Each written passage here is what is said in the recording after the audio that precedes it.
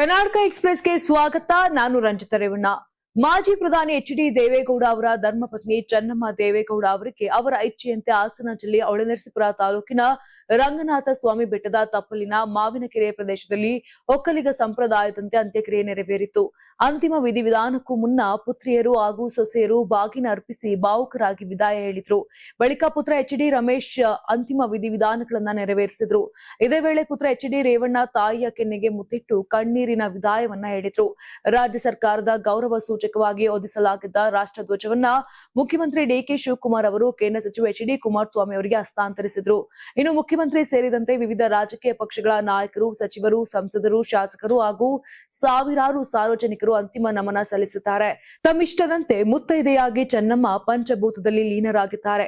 7 ದಶಕಗಳ ಕಾಲ ದೇವೇಗೌಡರ ಬದುಕಿನ ಬೆನ್ನೆಲುಬಾಗಿದ್ದ ಚೆನ್ನಮ್ಮ ಅವರ ಜೀವನ ಯಾನಕ್ಕೆ ಭಾವಪೂರ್ಣ ತೆರೆ ಬಿದ್ದಿದೆ. ಮಾಜಿ ಪ್ರಧಾನಿ ಎಚ್.ಡಿ. ದೇವೇಗೌಡ ಅವರ ಧರ್ಮಪತ್ನಿ ಚೆನ್ನಮ್ಮ ಅವರ ಅಂತಿಮ ದರ್ಶನಕ್ಕೆ ಮೊಮ್ಮಗ ಹಾಗೂ ಜೀವಾವಧಿ ಶಿಕ್ಷೆಗೆ ಗುರಿಯಾಗಿರುವ ಮಾಜಿ ಸಂಸದ ಪ್ರಜ್ವಲ್ ರೇವಣ್ಣ ಜೈಲಿನಿಂದ ಹೊರ ಬರಲಿಲ್ಲ.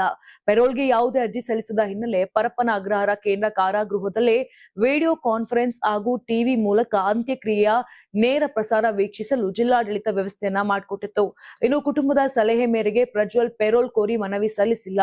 ಸಾಮಾನ್ಯವಾಗಿ ಪೆರೋಲ್ಗೆ ಅವಕಾಶವಿದ್ದರೂ ಅವರು ಅದನ್ನ ಬಳಸಿಕೊಳ್ಳದೆ ಜೈಲಿನಲ್ಲೇ ಉಳಿಯಲು ನಿರ್ಧರಿಸಿದ್ದಾರೆ ಅಂತ ಹೇಳಲಾಗ್ತಿತ್ತು. ಇನ್ನು ಅಜ್ಜಿ ನಿಧನದ ಸುದ್ದಿ ತಿಳಿಯುತ್ತಿದ್ದಂತೆ ಭಾವುಕರಾಗಿ ಕಣ್ಣೀರಿಟ್ಟಿದ್ದಾರಂತೆ.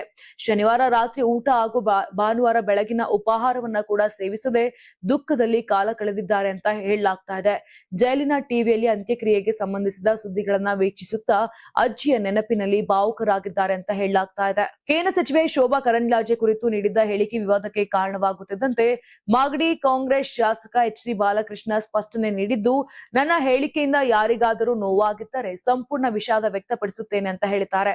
ಇನ್ನು ಮಾಧ್ಯಮಗಳೊಂದಿಗೆ ಮಾತನಾಡಿದಂತ ಅವರು, ನಾನು ಶೋಭಾ ಕರಂದ್ಲಾಜೆ ಅವರನ್ನ ಗೌರವದಿಂದ ಶೋಭಕ್ಕ ಎಂದೇ ಸಂಬೋಧಿಸಿದ್ದೇನೆ. ಸಾಹೇಬ, ಯಜಮಾನ ಎಂಬ ಪದಗಳನ್ನ ಮಾಜಿ ಮುಖ್ಯಮಂತ್ರಿ ಬಿ.ಎಸ್. ಯಡಿಯೂರಪ್ಪ ಅವರ ರಾಜಕೀಯ ಹಿನ್ನೆಲೆ ಉಲ್ಲೇಖಿಸಲು ಮಾತ್ರ ಬಳಸಿದ್ದೇನೆ. ಅದಕ್ಕೆ ಬೇರೆ ಅರ್ಥ ಕಲ್ಪಿಸುವ ಅಗತ್ಯವಿಲ್ಲ ಅಂತ ಸ್ಪಷ್ಟಪಡಿಸಿದ್ದಾರೆ. ಇದಕ್ಕೆ ತಿರುಗೇಟು ನೀಡಿರುವ ಕೇಂದ್ರ ಸಚಿವ ಪ್ರಹ್ಲಾದ್ ಜೋಶಿ, ಬಾಲಕೃಷ್ಣ ಅವರ ಹೇಳಿಕೆ ಅಸಭ್ಯತೆಯ ಪರಮಾವಧಿಯಾಗಿದ್ದು ಮಹಿಳೆಯರ ಬಗ್ಗೆ ಕಾಂಗ್ರೆಸ್ನ ನಿಜವಾದ ಮನೋಭಾವವನ್ನ ಪ್ರತಿಬಿಂಬಿಸುತ್ತದೆ ಅಂತ ವಾಗ್ದಾಳಿ ನಡೆಸಿದ್ದಾರೆ. ಜೊತೆಗೆ ಮಹಿಳಾ ಜನಪ್ರತಿನಿಧಿಯ ವಿರುದ್ಧ ಅವಹೇಳನಕಾರಿ ಭಾಷೆ ಬಳಸಿರುವುದಕ್ಕೆ ಬಾಲಕೃಷ್ಣ ಅವರು ಮಹಿಳಾ ಸಮುದಾಯದ ಕ್ಷಮೆ ಯಾಚಿಸಬೇಕು ಅಂತ ಪ್ರಹ್ಲಾದ್ ಜೋಶಿ ಆಗ್ರಹಿಸಿದ್ದಾರೆ. ಮುಖ್ಯಮಂತ್ರಿ ಡಿ.ಕೆ. ಶಿವಕುಮಾರ್ ಅವರು ಇಂದು ರಾಜ್ಯದಲ್ಲಿ ಮನೆ ಮನೆಗೆ ತೆರಳಿ ಉಚಿತ ಜಾತಿ ಪ್ರಮಾಣ ಪತ್ರ ವಿತರಣೆ ಹಾಗೂ ಶಾಶ್ವತ ನಿವಾಸ ಪ್ರಮಾಣ ಪತ್ರ ಸೇವೆಗೆ ವಿಧಾನಸೌಧದ ಸಮ್ಮೇಳನ ಸಭಾಂಗಣದಲ್ಲಿ ಚಾಲನೆಯನ್ನ ನೀಡಿದರು. ನಿಮ್ಮ ಮತ ನಿಮ್ಮ ಹಕ್ಕು, ನಿಮ್ಮ ಮತ ನಿಮ್ಮ ಬದುಕು, ಜನರ ಗುರುತು ಮತ್ತು ಹಕ್ಕುಗಳನ್ನ ರಕ್ಷಿಸುವುದು ಸರ್ಕಾರದ ಜವಾಬ್ದಾರಿ ಅಂತ ಹೇಳಿದ್ದಾರೆ. ದೇಶದಲ್ಲೇ ಮೊದಲ ಬಾರಿಗೆ ಶಾಶ್ವತ ನಿವಾಸ ಪ್ರಮಾಣ ಪತ್ರವನ್ನ ಮನೆ ಮನೆಗೆ ವಿತರಿಸುವ ಅಭಿಯಾನ ಕರ್ನಾಟಕದಲ್ಲಿ ನಡೆಯುತ್ತಿದ್ದು, ಸುಮಾರು 4.85 ಕೋಟಿ ಕುಟುಂಬಗಳಿಗೆ ದಾಖಲೆ ತಲುಪಿಸುವ ಗುರಿ ಹೊಂದಲಾಗಿದೆ ಅಂತ ಹೇಳಿದ್ದಾರೆ. ಇನ್ನು ಅರ್ಜಿ ಸಲ್ಲಿಕೆಗೆ ಆನ್ಲೈನ್ ಸೇವಾ ಕೇಂದ್ರಗಳು ಹಾಗೂ ಹೋಬಳಿ ಮಟ್ಟದ ಫೆಸಿಲಿಟೇಷನ್ ಕೇಂದ್ರಗಳಲ್ಲಿ ಅವಕಾಶ ಕಲ್ಪಿಸಲಾಗಿದೆ. ಜನರು ಸರ್ಕಾರಿ ಕಚೇರಿಗಳಿಗೆ ಅಲೆದಾಡಬಾರದು, ಸರ್ಕಾರದ ಸೇವೆಗಳು ನೇರವಾಗಿ ಮನೆ ಬಾಗಿಲಿಗೆ ತಲುಪಬೇಕು ಎಂಬ ಉದ್ದೇಶದಿಂದ ಈ ಯೋಜನೆ ಜಾರಿಗೆ ತರಲಾಗಿದೆ ಅಂತ ಸಿಎಂ ತಿಳಿಸಿದ್ದಾರೆ. ರಾಜ್ಯದಲ್ಲಿ ಉಂಟಾಗಿರುವ ತೀವ್ರ ಬರಗಾಲ ಹಾಗೂ ರೈತರ ಆತ್ಮಹತ್ಯೆ ವಿಚಾರಕ್ಕೆ ಸಂಬಂಧಪಟ್ಟಂತೆ ಸಚಿವ ಪ್ರಿಯಾಂಕ್ ಖರ್ಗೆ ಅವರು ಕೇಂದ್ರ ಸರ್ಕಾರದ ವಿರುದ್ಧ ತೀವ್ರ ಅಸಮಾಧಾನ ವ್ಯಕ್ತಪಡಿಸಿದ್ದಾರೆ. ದೆಹಲಿಗೆ ತೆರಳುವ ಮುನ್ನ ಸುದ್ದಿಗಾರರೊಂದಿಗೆ ಮಾತನಾಡಿದ ಖರ್ಗೆ, ರಾಜ್ಯದ ನೈಜ ಪರಿಸ್ಥಿತಿಯ ಬಗ್ಗೆ ಈಗಾಗಲೇ ಕೇಂದ್ರ ಸರ್ಕಾರಕ್ಕೆ ವಿವರವಾದ ವರದಿ ಸಲ್ಲಿಸಲಾಗಿದೆ ಎಂದರು. ಬರ ಘೋಷಣೆಯ ನಿಯಮ ಸಡಿಲಿಸಿದ್ರೆ ರೈತರು ಹಾಗೂ ಸಾರ್ವಜನಿಕರಿಗೆ ಹೆಚ್ಚಿನ ನೆರವು ಸಿಗಲಿದೆ. ರಾಜ್ಯ ಸರ್ಕಾರ ರೈತರ ಪರವಾಗಿ ಕೆಲಸ ಮಾಡುತ್ತಿದ್ದು, ದೇಶದಲ್ಲೇ 2ನೇ ಅತಿ ಹೆಚ್ಚು ಬೆಳೆ ವಿಮೆ ನೀಡಿದ ರಾಜ್ಯ ಕರ್ನಾಟಕ ಅಂತ ಹೇಳಿದ್ದಾರೆ. ಸೂಪರ್ ಎಲ್ ನೀನೋ ಪರಿಣಾಮ ಇಡೀ ದೇಶ ಎದುರಿಸುತ್ತಿರುವ ಪರಿಸರ ಸಂಕಷ್ಟವಾಗಿದ್ದು, ಕುಡಿಯುವ ನೀರು ಹಾಗೂ ಜಾನುವಾರುಗಳ ಮೇವಿನ ಬಗ್ಗೆ ರಾಜ್ಯ ಸರ್ಕಾರ ನಿರಂತರ ನಿಗಾ ವಹಿಸಿದೆ ಎಂದಿದ್ದಾರೆ. ಕಳೆದ ಬಾರಿಯೂ ಬರ ಪರಿಹಾರಕ್ಕಾಗಿ ಸುಪ್ರೀಂ ಕೋರ್ಟ್ಗೆ ಹೋಗಬೇಕಾಯಿತು. ನ್ಯಾಯಾಲಯದ ಮಧ್ಯಪ್ರವೇಶದ ಬಳಿಕವೇ ಕೇಂದ್ರ ಸ್ಪಂದಿಸಿತ್ತು. ಎಲ್ಲ ಹೊಣೆ ರಾಜ್ಯದದ್ದೇ ಆದರೆ ಕೇಂದ್ರ ಸರ್ಕಾರದ ಜವಾಬ್ದಾರಿ ಏನು ಅಂತ ಪ್ರಶ್ನೆ ಮಾಡಿದ್ದಾರೆ. ಗೃಹಲಕ್ಷ್ಮಿ ಯೋಜನೆಯ ಫಲಾನುಭವಿಗಳಿಗೆ ರಾಜ್ಯ ಸರ್ಕಾರ ಹೊಸ ನಿಯಮ ಜಾರಿಗೆ ತಂದಿದೆ. ಇನ್ಮುಂದೆ ಮಾಸಿಕ 2,000 ರೂಪಾಯಿ ಸಹಾಯಧನ ಪಡೆಯಲು ಬಯೋಮೆಟ್ರಿಕ್ ಅಥವಾ ಫೇಶಿಯಲ್ ಅಥೆಂಟಿಫಿಕೇಶನ್ ಕಡ್ಡಾಯವಾಗಿದೆ. ಅರ್ಹ ಫಲಾನುಭವಿಗಳನ್ನ ಮರುಪರಿಶೀಲನೆ ನಡೆಸಲು 20 ಕೋಟಿ ವೆಚ್ಚಕ್ಕೆ ಸಂಪುಟ ಅನುಮೋದನೆಯನ್ನ ಕೊಟ್ಟಿದೆ. ಫಲಾನುಭವಿಗಳ ಗುರುತು, ಬ್ಯಾಂಕ್ ಖಾತೆ ಹಾಗೂ ಮೊಬೈಲ್ ಸಂಖ್ಯೆಯ ದೃಢೀಕರಣದ ಮೂಲಕ ಯೋಜನೆಯ ಹಣ ಅರ್ಹರಿಗೆ ತಲುಪುವಂತೆ ಸರ್ಕಾರ ಕ್ರಮ ಕೈಗೊಂಡಿದೆ.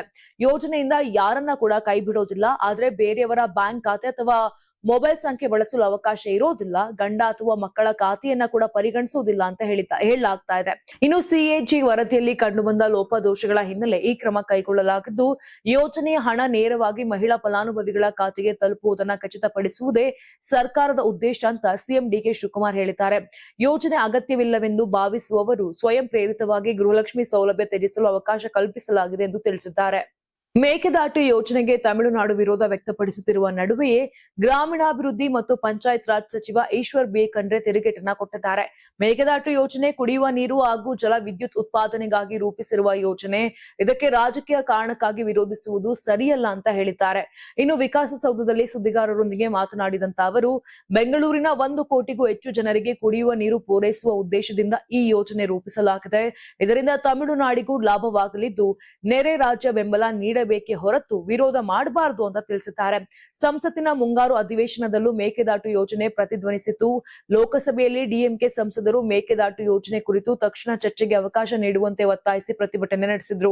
ಆದರೆ ಸ್ಪೀಕರ್ ಓಂ ಬಿರ್ಲಾ ನಿಲುವಳಿ ಸೂಚನೆಯನ್ನ ತಿರಸ್ಕರಿಸಿದ ಹಿನ್ನೆಲೆ ಡಿಎಂಕೆ ಸದಸ್ಯರು ಸದನದ ಬಾವಿಗಿಳಿದು ಸರ್ಕಾರದ ವಿರುದ್ಧ ಘೋಷಣೆ ಕೂಗಿ ಆಕ್ರೋಶ ವ್ಯಕ್ತಪಡಿಸಿದ್ರು. ಮೇಕೆದಾಟು ಯೋಜನೆ ವಿಚಾರವಾಗಿ ಕರ್ನಾಟಕ ಮತ್ತು ತಮಿಳುನಾಡು ನಡುವಿನ ವಾಕ್ಸಮರ ಮತ್ತೊಮ್ಮೆ ತೀವ್ರಗೊಂಡಿದ್ದು, ಸಂಸತ್ತಿನಲ್ಲೂ ಇದರ ಪ್ರತಿಧ್ವನಿ ಕೇಳಿ ಬಂದಿದೆ. ವರ್ಕ್ ಫ್ರಂ ಹೋಮ್ ಹೆಸರಿನಲ್ಲಿ ಊದುಬತ್ತಿ ಹಾಗೂ ಕರ್ಪೂರ ಪ್ಯಾಕಿಂಗ್ ಕೆಲಸ ನೀಡುವುದಾಗಿ ನಂಬಿಸಿ ಸಾವಿರಾರು ಜನರಿಗೆ ಕೋಟ್ಯಾಂತರ ರೂಪಾಯಿ ವಂಚನೆ ಮಾಡಿರುವ ಆರೋಪ ಕೋಲಾರದ ಶ್ರೀ ಕಾಳಿಕಾದೇವಿ ಎಂಟರ್ಪ್ರೈಸಸ್ ವಿರುದ್ಧ ಕೇಳಿಬಂದಿದೆ. 1 ಲಕ್ಷದಿಂದ 30 ಲಕ್ಷ ರೂಪಾಯಿವರೆಗೆ ಹೂಡಿಕೆ ಮಾಡಿದೆ. ಆಕರ್ಷಕ ಸಂಬಳ ನೀಡುವುದಾಗಿ ನಂಬಿಸಿ ಸುಮಾರು 2 ರಿಂದ 3 ಸಾವಿರ ಜನರಿಂದ 10 ಕೋಟಿಗೂ ಅಧಿಕ ಹಣ ಸಂಗ್ರಹಿಸಲಾಗಿದೆ ಅಂತ ಸಂತ್ರಸ್ತರು ಆರೋಪಿಸಿದ್ದಾರೆ. ಆರಂಭದಲ್ಲಿ ನಿಯಮಿತವಾಗಿ ಹಣ ನೀಡಿದ್ದ ಕಂಪನಿ ಕಳೆದ 2 ತಿಂಗಳಿನಿಂದ ವೇತನ ನೀಡದೆ ಸಿಬ್ಬಂದಿಯು ನಾಪತ್ತೆಯಾಗಿದ್ದಾರೆ ಅಂತ ಹೇಳಲಾಗ್ತಾ ಇದೆ. ಹಣ ಕಳೆದುಕೊಂಡ ನೂರಾರು ಮಂದಿ ಕಂಪನಿ ಕಚೇರಿ ಎದುರು ಜಮಾಯಿಸಿ ಪ್ರತಿಭಟನೆ ನಡೆಸಿದ್ದು, ತಮ್ಮ ಹೂಡಿಕೆ ಹಣವನ್ನ ಮರಳಿಸುವಂತೆ ಆಗ್ರಹಿಸಿದ್ದಾರೆ. ಈ ನಡುವೆ ಸಂಸ್ಥೆಯ ವ್ಯವಸ್ಥಾಪಕಿ ರಮ್ಯಾ ಜಿಲ್ಲಾಧಿಕಾರಿ ಹಾಗೂ ಎಸ್ಪಿ ಕಚೇರಿಗೆ ತೆರಳಿ 1 ವಾರದೊಳಗೆ ಹಣ ವಾಪಸ್ ನೀಡುವುದಾಗಿ ಭರವಸೆ ನೀಡಿದ್ದಾರೆ. ವಂಚನೆಗೊಳಗಾದ ಸಾರ್ವಜನಿಕರು ಪ್ರಕರಣದ ಬಗ್ಗೆ ಸಮಗ್ರ ತನಿಖೆ ನಡೆಸಿ ತಪ್ಪಿತಸ್ಥರ ವಿರುದ್ಧ ಕಠಿಣ ಕ್ರಮ ಕೈಗೊಂಡು ತಮ್ಮ ಹಣವನ್ನ ವಾಪಸ್ ಕೊಡಿಸಬೇಕು ಅಂತ ಪೊಲೀಸ್ ಇಲಾಖೆಗೆ ಒತ್ತಾಯಿಸಿದ್ದಾರೆ. ಕೃಷ್ಣಾ ಮತ್ತು ಭೀಮಾ ನದಿಗಳ ಜಲಾಶಯಗಳಿಂದ ಫಲವತ್ತಾದ ಭೂಮಿಯನ್ನ ಹೊಂದಿದ್ದರೂ ಯಾದಗಿರಿ ಜಿಲ್ಲೆಯ ರೈತರು ಸಾಲದ ಸುಳಿಗೆ ಸಿಲುಕಿ ಕಣ್ಣೀರಿಡುತ್ತಿದ್ದಾರೆ. ಕೃಷಿ ಚಟುವಟಿಕೆಗಳು ಹಾಗೂ ಕುಟುಂಬದ ಶುಭ ಕಾರ್ಯಗಳಿಗಾಗಿ ಮಾಡಿದ ಸಾಲವನ್ನ ತೀರಿಸಲಾಗದೆ ಕಳೆದ 4 ವರ್ಷಗಳಲ್ಲಿ ಜಿಲ್ಲೆಯ ಒಟ್ಟು 147 ರೈತರು ಆತ್ಮಹತ್ಯೆಗೆ ಶರಣಾಗಿದ್ದಾರೆ. ಪ್ರಸಕ್ತ ವರ್ಷದ ಆರಂಭದ ಕೇವಲ 3 ತಿಂಗಳಲ್ಲೇ ಜೂನ್ ಅಂತ್ಯದವರೆಗೆ ಈಗಾಗಲೇ 7 ರೈತರು ಸಾಲಬಾಧೆ ತಾಳಲಾರದೆ ಜೀವ ಬಿಟ್ಟಿರುವುದು ಕೃಷಿ ವಲಯದ ತೀವ್ರ ಸಂಕಷ್ಟಕ್ಕೆ ಕನ್ನಡಿ ಹಿಡಿದಿದೆ. ಇನ್ನು ಜಿಲ್ಲೆಯಲ್ಲಿ 2023-24ನೇ ಸಾಲಿನಲ್ಲಿ 63, 24-25ರಲ್ಲಿ 43 ಹಾಗೂ 25-26ರಲ್ಲಿ 34 ರೈತರ ಆತ್ಮಹತ್ಯೆ ಪ್ರಕರಣಗಳು ದಾಖಲಾಗಿವೆ. ವರ್ಷದಿಂದ ವರ್ಷಕ್ಕೆ ಈ ಸಂಖ್ಯೆ ಕೊಂಚ ಇಳಿಮುಖವಾಗುತ್ತಿರುವಂತೆ ಕಂಡರೂ ಅನ್ನದಾತರ ಸರಣಿ ಆತ್ಮಹತ್ಯೆಗಳಿಗೆ ಮಾತ್ರ ಸಂಪೂರ್ಣವಾಗಿ ಬ್ರೇಕ್ ಬಿತ್ತಲ್ಲ.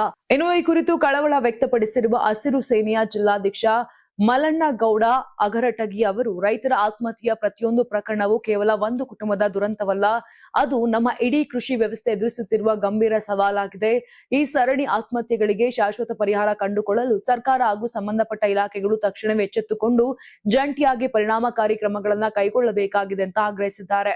ರಾಜ್ಯದಲ್ಲಿ ಮುಂಗಾರು ಮತ್ತೆ ಚುರುಕುಗೊಂಡಿದ್ದು 20ಕ್ಕೂ ಹೆಚ್ಚು ಜಿಲ್ಲೆಗಳಲ್ಲಿ ಮುಂದಿನ ಕೆಲ ದಿನ ಉತ್ತಮ ಮಳೆಯಾಗುವ ಸಾಧ್ಯತೆ ಇದೆ ಅಂತ ಭಾರತೀಯ ಹವಾಮಾನ ಇಲಾಖೆ ತಿಳಿಸಿದೆ.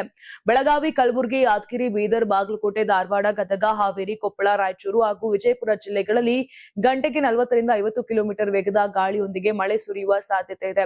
ಜುಲೈ 26ರವರೆಗೂ ಉತ್ತರ ಕರ್ನಾಟಕದ ಬಹುತೇಕ ಜಿಲ್ಲೆಗಳಲ್ಲಿ ಸಾಧಾರಣದಿಂದ ಉತ್ತಮ ಮಳೆಯಾಗಲಿದೆ.